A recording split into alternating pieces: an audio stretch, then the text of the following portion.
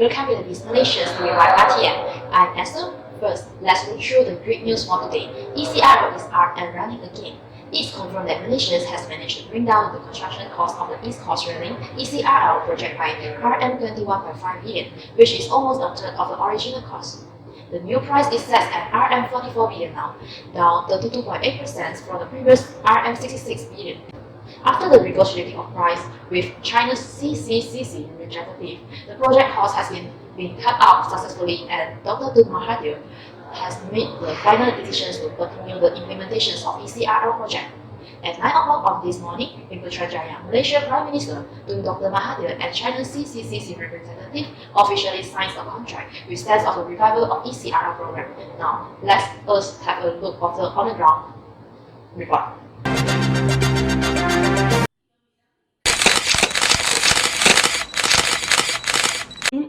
How do you think about the economic growth of Malaysia after implementing the ECL project?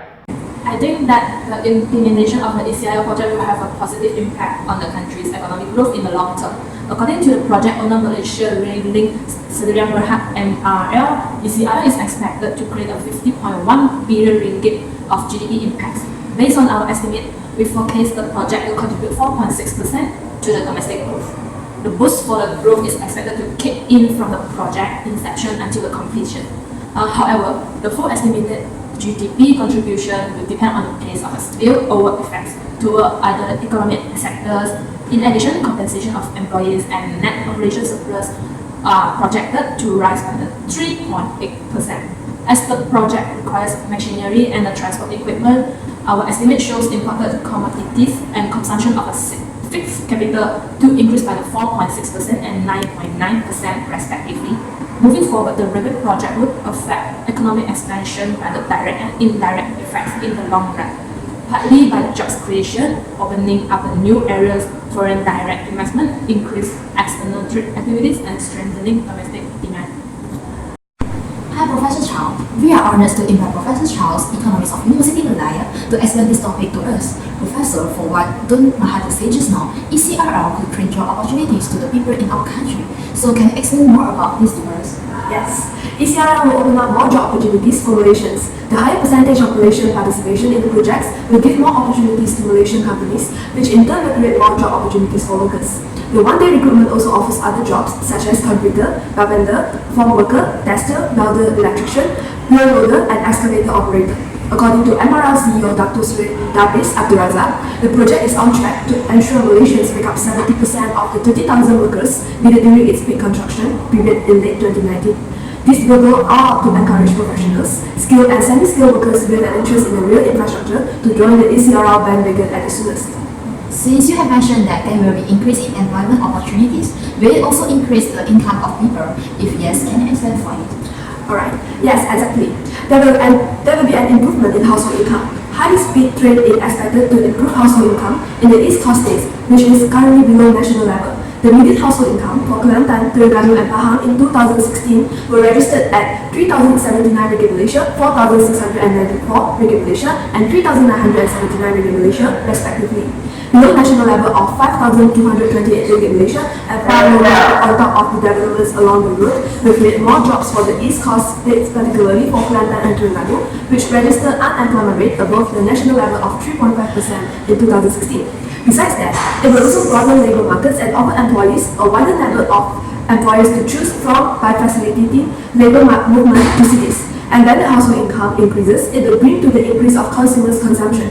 ECRL, with its 30% allocation for passengers, could form a new talent passenger demand as travelling hours are reduced on top of declining costs, as the reduction of ECRL's costs will relatively reduce the ticket price of ECRL, so that people can save from the transportation fees. Plus, as their household income has increased, it means that their purchasing power will increase, or in other words, they can purchase more.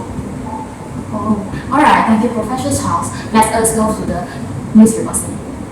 So, Mr. Lim, do you think that this ECRL project could increase the business opportunity in our country? Yes, various sectors will be benefited from ECRL. The RM44 billion railway project is expected to contribute to approximately 5.3% expansion in the real estate sector.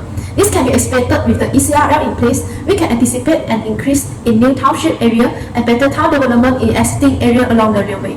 The transportation ratio is 30% passengers and 70% freight. Hence, both tourism and industrial as well as external activities are predicted to benefit from the ECRL project.